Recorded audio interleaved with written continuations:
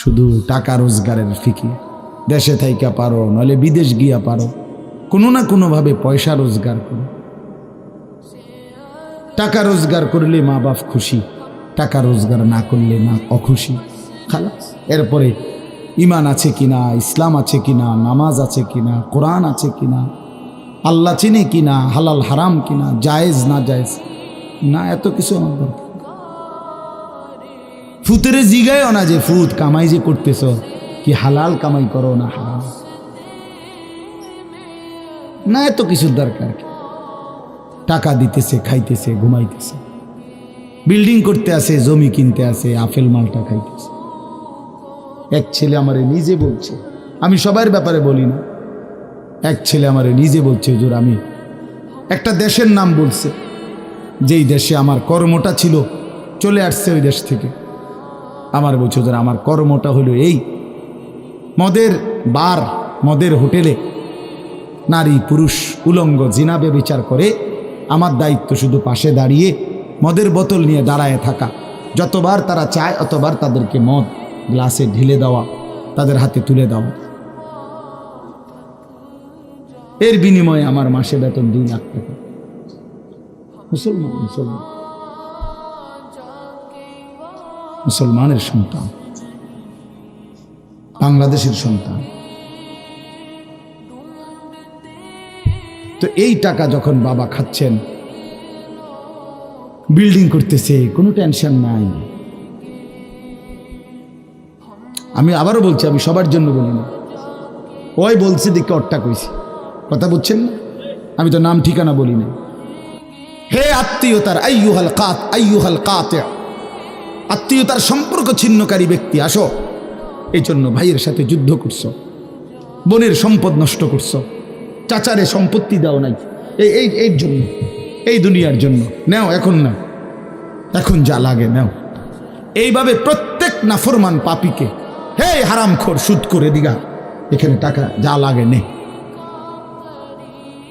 নে বাটপার, এখান থেকে টাকা নে, কি পরিমাণ টাকা দরকার ছিল নে। এইভাবে রাসূলুল্লাহ সাল্লাল্লাহু আলাইহি সাল্লাম বলেন, দুনিয়ার এই সম্পদগুলো কথা বলবে আর ডাকবে, ডাকলে মানুষ, আচ্ছা এটা তখন কেরম লিখবো, কথা বোঝেন নাই? এডিজন কথা বলবে, ডাকাডাকি করবে, মানুষ কি বলবে? লোকেরা তো সবাই দাঁড়াইছে, মানুষও তো দাঁড়াইছে, তারারই তো ডাকতেছে, তো তারা কি বলবে?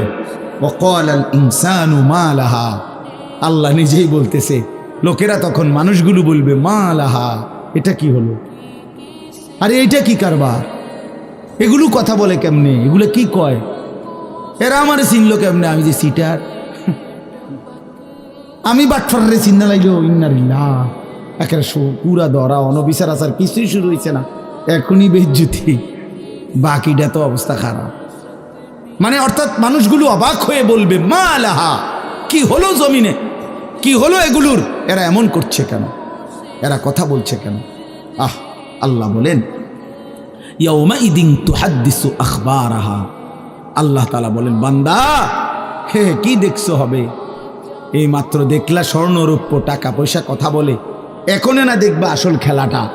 ইয়াউমাইদিন তুহাদ্দিসু আখবারাহা, আল্লাহ বলেন এখন দেখবা সরাসরি এই হাসরের মাঠে তোমার সামনে, তোমার পায়ের নিচের জমিন, তোমার পুরা জিন্দেগির কথা, তোমার যত তথ্য, ভালো কিংবা মন্দ, নেক কিংবা গুনাহ, তোমার সমস্ত কিছু রাতের কিংবা দিনের, একাকী কিংবা প্রকাশ্যের, গোপন কিংবা আড়ালের, আল্লাহর কসম জমিন সবটা এখন তোমার সামনে বলে দিবে।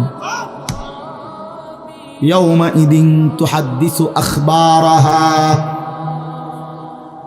রব্বুল আলামিন বলেন জমিন সবটা কথা বলে দিবে, ভালোটাও মন্দটাও, আলোটাও অন্ধকারেটাও, একাকীও অন্ধকারেও, প্রকাশ্যেও সবার মাঝেও সব বলে দিবে। রাতের চুরি বলে দিবে, রাতের তাহাজ্জুদটাও বলে দিবে, মদের আড্ডার কথাও বলে দিবে, জুয়ার আড্ডার কথাও বলে দিবে।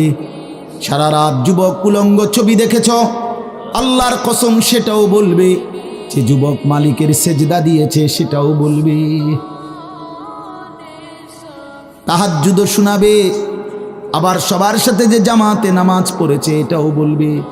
সব কিছু বলে দিবে। আল্লাহ বলেন, যদি মানুষ ভাবতে চাও জমিন কিভাবে কথা বলে, স্বর্ণরৌপ্য কিভাবে কথা বলে, আল্লাহ বলেন বিআন্না রাব্বাকা আওহা লাহা, আল্লাহ তাআলা আদেশ করেছেন বলেই কথা বলে। আল্লাহ বললে, হুকুম করিলে আল্লাহর গোটা কায়নাত, গোটা সৃষ্টি জগৎটাই কথা বলে। ওয়াশাহিদা আলাইহিম সামউহুম ওয়া আবসারুহুম ওয়া জুলুদুহুম বিমা কানু ইয়ামালুন। আল্লাহ বলে, হাসরের ময়দানে বান্দা, তোমার কান, তোমার চোখ, তোমার সারা দেহের চামড়া, জুলুদুহুম, তোমার সারা দেহের চামড়া, হাসরের ময়দানে তোমার পুরা জিন্দেগির কর্মকাণ্ড বলে দিবে। চামড়াগুলো বলবে, চামড়া, মানুষের শাহওয়াত চামড়াতে। এই জন্য সমস্ত যৌনতার ঘটনা, অসভ্যতার ঘটনা শরীরের চামড়া বলে দিবে। মানুষের শাহওয়াত চামড়া। কথা বুঝছেন কিনা? হ্যাঁ, চর্মে, চামড়ার মধ্যে শাহওয়াত, কামনা, বাসনা, যৌন চাহিদা। এই জন্য যত লোক দেখবেন বিভিন্ন হসপিটালে, যত ডাক্তার চর্মরোগের ডাক্তার, তত লোক যৌন রোগেরও ডাক্তার। হ্যাঁ হ্যাঁ, চর্ম ও যৌন রোগ বিশেষজ্ঞ, এটা এটা একই বিষয়, একই চ্যাপ্টার।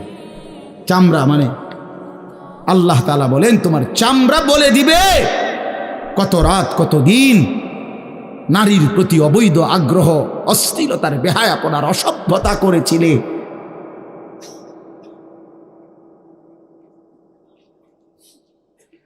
হায় হায়। এজন্য নওজোয়ান ছেলে, তোমরা সবাই ভাই কষ্ট করে বসো, যে যে পাশে দাঁড়িয়ে আছো আল্লাহর ওয়াস্তে বসো, কষ্ট হলেও বসো ভাই, বসে শুনলে বরকত হবে।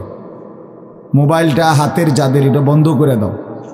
হাতে ধরা যেই মোবাইলগুলো, এগুলো বন্ধ করে দাও ভাই, এগুলো নামায়ে ফেলো। আমাদের চেহারার দিকে তাকাইয়া আল্লাহর কথা মনোযোগ দিয়ে শুনলে লাভ হবে। আসলে বাস্তবতা হলো, প্রতিটা আয়োজন কষ্টের আয়োজন। এক একটা মাহফিলের মধ্যে অনেক মেহনত করতে হয়। 2 টাকা, 10 টাকা, 20 টাকা, 50 টাকা একত্র করেই এরপর একটা মাহফিল। এক মুঠে কেউ টাকা দেয় না, অনেক জনের কাছ থেকে বারবার গিয়ে কষ্ট করে নিয়ে সবাই মিলে মিশে একটা মাহফিল। প্যান্ডেল, মাইক, পোস্টার, হ্যান্ডবিল, বক্তা, দাওয়াত দেওয়া, ঠিকমতো আসা, মেহমানদারি, আপ্যায়ন, সব মিলাইয়া অনেক কিছু, অনেক কাজ থাকে, অনেক পেরেশান। আমার মাদ্রাসায় আগামী 14ই ডিসেম্বর মাহফিল। তো গত 1 মাস থেকেই এই পরিকল্পনা, এটা হবে কোথায়, ওইটা হবে কোথায়, বক্তা বসবে কোথায়, শ্রোতা বসবে কোথায়, প্যান্ডেল হইলে কোন দিক দিয়া, এই কত কিছু যে লিখছি আমরা। তো এতে বোঝা যায় যে অনেক কিছু। এই সবটুকু কষ্ট করে যদি শুধু কেবল আসলাম আর গেলাম, কিছুই শুনলাম না, বুঝলাম না, কিছু গ্রহণ করলাম না, তো কী লাভ হলো ভাই? এই কষ্টের এই ইন্তেজামের মধ্যে ফায়দা কি? এই জুয়েল ওর কথা বারবার আমার কাছে বলছে, মাঝখানে আমি গত বছরে খুব সম্ভব ডেট দিতে পারি না, তো আবদার ছিল, আমি এবছর বলছিলাম যে ডেট মিলাই দেব, তো দেওয়া হয়েছে। আসলে সবাইরই ব্যস্ততা, সবাই কষ্ট করেই ইন্তজাম করতে হয়েছে। এই জন্য আমি অনুরোধ করি, সবাই আমরা, ছেলেরা তোমরাও ভাই বসো, ভাই ওই ছেলে বসো না বাবা, এনে বসো, বসো, এই ছেলেরা তোমরাও বসো ভাই, যে কদ্দুরেই শুনো, অসুবিধা নাই, যতক্ষণই শুনো। ফ্যান্ট যদি বেশি সিফা হয় তো সোজাই আসো, বসো না, অনেকের ফ্যান্টে সমস্যা, এটা এত সিফা যে গোলামের প্যান্ট ফিন্দাই দিছে, এই জন্য এটা দিয়ে বসতে পারে। এটা জানুন না? না, এটা ঐতিহাসিক তথ্য, মানে দুষ্টামি না। যাদের প্যান্ট সিফা, এটা হলো গোলামের পোশাক, মানে কৃতদাসের পোশাক।